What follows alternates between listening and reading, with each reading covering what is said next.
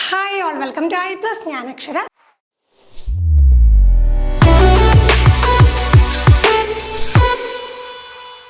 സമായോജന തന്ത്രങ്ങൾ എന്നുള്ള ടോപ്പിക്കിൽ നിന്ന് ഓൾറെഡി നമ്മൾ 5 ചോദ്യങ്ങൾ ഡിസ്കസ് ചെയ്തിരുന്നു.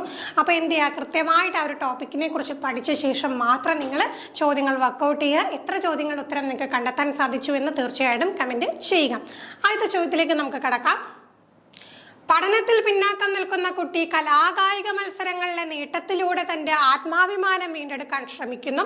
ഇവിടെ കുട്ടി പ്രയോഗിക്കുന്ന സമായോജന തന്ത്രം ഏതെന്നാണ് ചോദ്യം. കഴിഞ്ഞ സെക്ഷനിൽ നമ്മൾ ഈ ഒരു സംഗതിയെ കുറിച്ച് പറഞ്ഞിരുന്നതാണ്.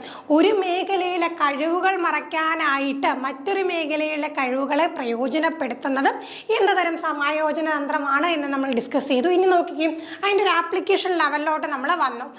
പഠനത്തിൽ പിന്നാക്കം നിൽക്കുകയാണ്, എന്നാൽ കലാകായിക മത്സരങ്ങളിലെ നേട്ടങ്ങളിലൂടെ എന്ത് ചെയ്യുന്നു, തൻ്റെ ആത്മാഭിമാനം വീണ്ടെടുക്കുന്നു. അപ്പോൾ എന്താണ്, അവിടെ ഉത്കണ്ഠയോ ഭയമോ സങ്കടമോ ഒന്നും വരാത്ത വിധം എന്ത് ചെയ്യുന്നു, കലാകായിക പ്രവർത്തനങ്ങളിൽ ഏർപ്പെട്ട് അവിടെ വിജയം വരിക്കുകയാണെങ്കിൽ അത് എന്ത് തരം സമായോജന തന്ത്രമാണ്? ദമനം, താദാത്മീകരണം, അടിച്ചമർത്തൽ, അനുപൂരണം. അപ്പം ഒന്നിനെ കോമ്പൻസേറ്റ് ചെയ്തുകൊണ്ട് മറ്റൊരു കാര്യം ചെയ്യുകയാണെങ്കിൽ അവിടെ എന്തെന്ന് നമുക്ക് തീർച്ചയായിട്ടും അറിയാം. എന്താണത്? അത് അനുപൂരണമാണ്. ഓക്കെ, അടുത്ത ചോദ്യം. താഴെ തന്നിരിക്കുന്നതിൽ പ്രക്ഷേപണം എന്ന സമായോജന തന്ത്രത്തിന് യോജിക്കുന്ന പ്രസ്താവന. അടുത്ത ഒരു സമായോജന തന്ത്രമാണ് പ്രക്ഷേപണം എന്ന് പറയുന്നത്.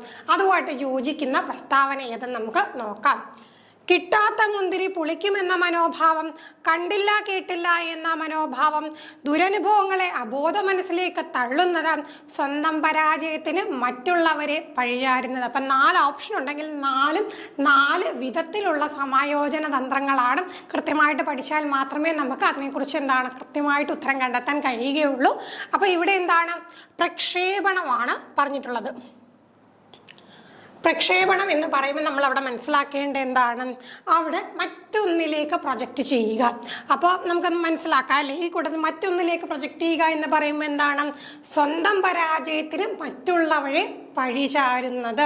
അപ്പോൾ എന്തെങ്കിലും കാരണവശാൽ പരാജയം ഉണ്ടായി, അപ്പം അവിടെ ആ ഒരു ദുഃഖം സങ്കടമൊക്കെ മറക്കാനായിട്ട് എന്ത് ചെയ്യും, എൻ്റെ കയ്യിലെ കുഴപ്പമല്ല, അത് ഇന്ന കാര്യം കൊണ്ടാണ് എന്ന് പറഞ്ഞ് പഴിചാരുകയാണെങ്കിൽ അതിനെ നമ്മൾ പ്രക്ഷേപണം എന്നാണ് പറയുന്നത്. അപ്പോൾ എന്ത് ചെയ്യും, സ്വയം ഫോൾട്ട് ഇല്ല എന്ന് മനസ്സിനെ പറഞ്ഞ് പഠിപ്പിക്കാൻ വേണ്ടി മറ്റൊന്നിലേക്ക് അല്ലെങ്കിൽ മറ്റൊരാളിലേക്ക് എന്ത് ചെയ്യുന്നു, പഴി ചാരുന്നു. അപ്പം അതിനെയാണ് നമ്മൾ എന്ത് പറയുക, പ്രക്ഷേപണം എന്ന് പറയുക. അടുത്ത ചോദ്യം. ഒരു വ്യക്തി തൻ്റെ പരാജയത്തെ, ബലഹീനതയെ, കഴിവുകളെ ന്യായീകരിക്കുന്നതാണ് പ്രക്ഷേപണം, യുക്തീകരണം, ദമനം, അടിച്ചമർത്തൽ. അപ്പം നോക്കിക്കേ, പ്രക്ഷേപണം അല്ല എന്ന് നമ്മൾ കഴിഞ്ഞ ഓപ്ഷനിലൂടെ മനസ്സിലാക്കി. ഇവിടെ എന്താണ് ചോദിച്ചേക്കുന്നത്, ഒരു വ്യക്തി അയാളുടെ പരാജയമാകാം, അല്ലെങ്കിൽ വീക്ക്നെസ് ആകാം, അല്ലെങ്കിൽ കഴിവുകളിലെ കുറവുകളാകാം.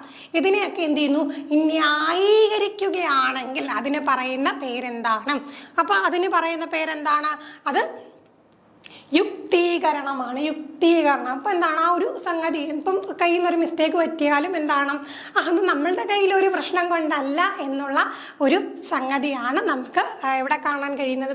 യുക്തീകരണത്തിൽ കാണാൻ കഴിയുന്നത് നമുക്ക് ന്യായീകരിക്കുക ആ ഒരു സംഗതിയാണ്. ഇല്ലില്ല, അതങ്ങനെയല്ല, എൻ്റെ കയ്യിലെ കുഴപ്പമല്ല എന്നുള്ള രീതിയിലേക്ക്.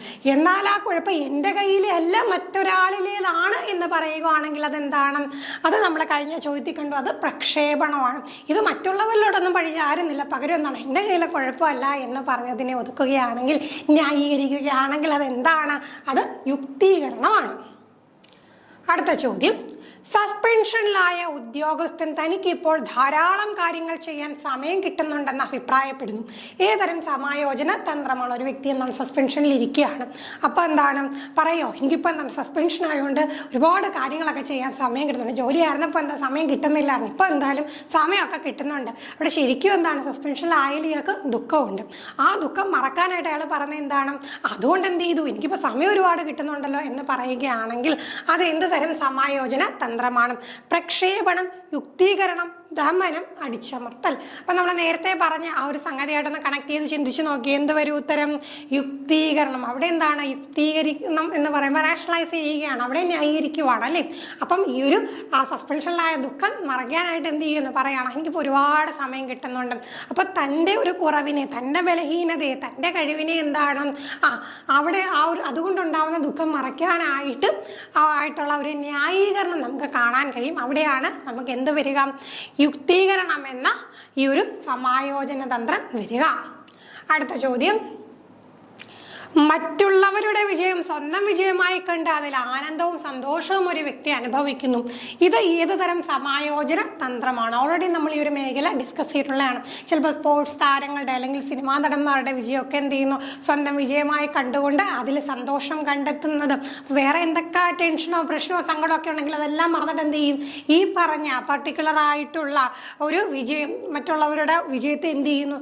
സ്വന്തം വിജയമാണെന്ന് കണ്ടുകൊണ്ട് എന്ത് ചെയ്യുന്നു? അതിൽ ആനന്ദിക്കുകയും സന്തോഷിക്കുകയും ചെയ്യുന്ന വ്യക്തി ഏതരം സമായോജന തന്ത്രമാണ് ഉപയോഗിക്കുന്നതെന്ന് നോക്കിക്കഴിഞ്ഞാൽ എന്താണ്?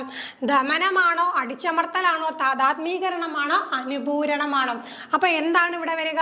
ഇവിടെ നമുക്ക് താദാത്മീകരണമാണ് അല്ലേ. മറ്റൊരാളുടെ വിജയം സ്വന്തം വിജയമായി കണ്ടുകൊണ്ട് അതിൽ ആനന്ദവും സന്തോഷവും കണ്ടെത്തി കഴിഞ്ഞാൽ അത് തീർച്ചയായിട്ടും എന്താണ്? അത് നമുക്ക് താദാത്മീകരണമാണെന്ന് മനസ്സിലാക്കാം.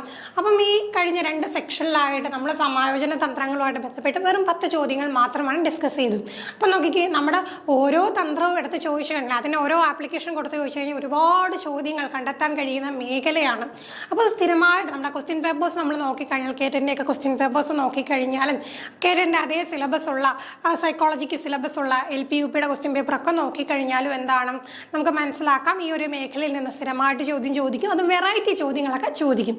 പക്ഷേ എക്സാം ഹാളിൽ നമുക്ക് വളരെയധികം കൺഫ്യൂഷൻ ഉളവാക്കുന്ന ഒരു മേഖലയാണ് സമായോജന തന്ത്രങ്ങൾ. ഓരോന്നും കൃത്യമായിട്ട് പഠിച്ചാൽ മാത്രം. ഇപ്പം തന്നെ നമ്മൾ പറഞ്ഞില്ലേ 2 കണ്ടീഷൻ പറഞ്ഞു. അപ്പോൾ 2 കണ്ടീഷൻ തമ്മിൽ എന്താണ്? ചെറിയ വ്യത്യാസമേ ഉള്ളൂ. ആ ഒരു വ്യത്യാസത്തിൽ എന്ത് ചെയ്യുന്നു? സമായോജന തന്ത്രം അങ്ങ് മാറുന്നു. അപ്പം കൃത്യമായിട്ട് പഠിച്ച് ഇടയ്ക്കിടയ്ക്കൊന്ന് എന്താണ് ഒന്ന് ഓർത്തെടുത്ത് വെച്ചാൽ മാത്രമേ ഈ ഒരു മേഖലയിൽ നിന്ന് ചോദ്യങ്ങളുടെ ഉത്തരം കൃത്യമായിട്ട് കണ്ടെത്താൻ സാധിക്കുകയുള്ളൂ. അപ്പോൾ ഈ ടോപ്പിക്കിനെ കുറിച്ച് കൂടുതൽ ഡീറ്റെയിൽ ആയിട്ടുള്ള വീഡിയോ നിങ്ങൾക്ക് ആവശ്യമുണ്ടെങ്കിൽ നിങ്ങൾ തീർച്ചയായിട്ടും കമൻറ്റ് ചെയ്യാം. അപ്പോൾ നമുക്ക് എന്താണ് കുറച്ചുകൂടെ എക്സാമ്പിൾസ് ഒക്കെ ഉപയോഗിച്ചുകൊണ്ട് പഠിക്കണം എന്നുണ്ടെങ്കിൽ, നിങ്ങൾക്ക് ഓൾറെഡി പഠിച്ചതിലെ കൺഫ്യൂഷൻ ഉണ്ടെന്നുണ്ടെങ്കിൽ നിങ്ങൾ തീർച്ചയായിട്ടും കമൻറ്റ് ചെയ്ത് കഴിഞ്ഞാൽ ഇതിനെക്കുറിച്ചുള്ള വീഡിയോസ് നമ്മൾ അപ്ലോഡ് ചെയ്യുന്നതായിരിക്കും. മറ്റൊരു സെക്ഷനുമായി നമുക്ക് വീണ്ടും കാണാം. Thank you.